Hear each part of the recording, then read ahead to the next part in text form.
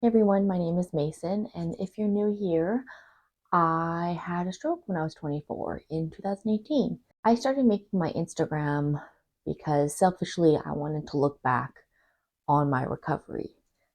But as I started posting more and more on Instagram, I noticed that there were a lot of people who could relate to me, and I really loved having that sense of connection and that support with people, whether that was me asking them questions or them asking me questions or them just talking to me. And hi, if you're watching this video, it's because either yourself has had a stroke or you know someone who's had a stroke. I know that when I had a stroke, I wish someone had made a video like this that I could go look up and see what my future looked like, because I was newly post stroke. I was confused, I was scared, and I was depressed, and I just couldn't see what my future was like. So I want to be able to share what my future looked like. Obviously, it looks different for everyone, but I just wanted to share with you what it looked like for me, and maybe that will be the same in your story. So I had a stroke, and immediately after my first stroke, I had bone flap surgery to relieve pressure on my brain so it could swell. And after that surgery, I actually had another stroke. Was in the ICU for a while. I started very slowly going to PT, and that was the PT would come to my room and I would do PT or OT in my bed. And then eventually got to, okay, doing it more times a week now. Okay, now I'm doing it every day. Now I'm getting up and I'm walking to the PT room and I'm having PT there. It's a little bit longer. And during that too, like I had OT, I had to do brain games to kind of see where I was at mentally. And after 3 months at one hospital, I got transferred over to the rehab hospital, which meant that I had OT and PT every other day, but it was a little bit more intense, and I would I would be more independent. So I was in my wheelchair and I would have to make sure that I checked the schedule. I made sure where my OT was and get there on time. I think that's another thing that they watch for in brain injured patients, is that you can track time and you can check your schedule.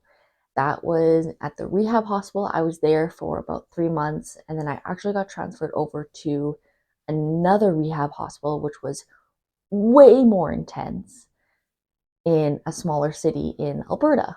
It is called Centennial Center for Brain Injury in Ponoka, Alberta.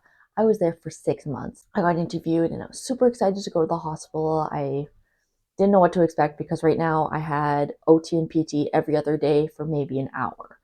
And I just sat in my room and I watched Netflix, and I would maybe, you know, go out and visit with some friends. Really go into your unit and there is a huge schedule on the wall. And as I wheeled in there, I saw my name every day for from 8 to 4, from and 12 at 1. I had lunch. I had an hour's worth of therapy, whether that was OT, PT, speech therapy, rec therapy, free time, hand class, any kind of therapy. I was packed Monday to Friday. At first, it is very overwhelming, but I just want to let you know that they set you up for success. I know that's really hard to accept right now because it feels like they're against you and they're pushing you and it's really hard, but I can tell you right now that it is worth it. I know the saying, hard work pays off, is really cheesy, but it's a saying for a reason. And I still have left side hemiplegia. I still wear a left side AFO.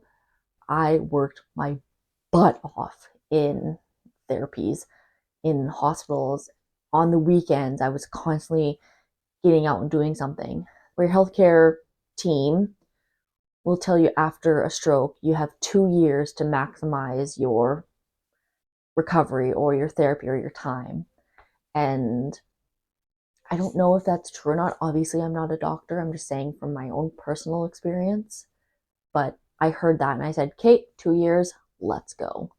I want to make the most of it, but it's a privilege going to that hospital. I am so thankful and so grateful that I was able to go to the hospital, because I am who I am today because of therapy. And I am 8 years post in 3 days, and I am still doing therapies every week. I've started Pilates, and I never thought that was a thing in my future, was Pilates. I know the title says success recovery story, and success is kind of in quotations, because when I first had my stroke, success in my mind was, okay, I'll be fully able-bodied in a week, in 2 weeks, in a couple months. That's not, success is different for everyone, of course, but success has completely changed for me. I just want to let you know that it's scary. I know it's scary. It's tough, and you don't know what the future looks like, but just know that hard work pays off, and your healthcare professionals are on your side. They're there to help you. And if you have any questions, ask them. They are there to help you. Life is still worth fighting for, and every day is a fight. The first while there after your stroke, it is hard. And if you want to talk, I highly recommend you talk to a professional about it. I just want you to know that I hear you, I see you, it's tough. I'm sorry you're going through that, but there is a light at the end of the tunnel, and I know you can push through.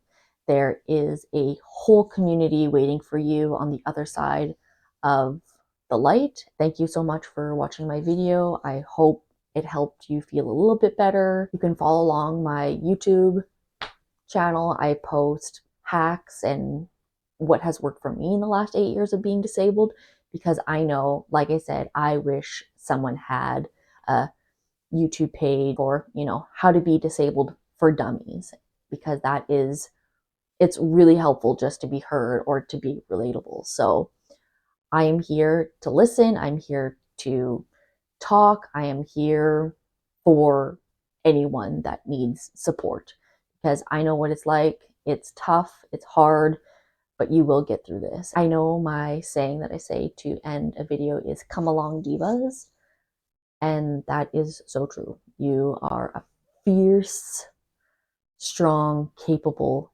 diva. We all are, and you are so welcome here in this community. So welcome, and let's go, diva.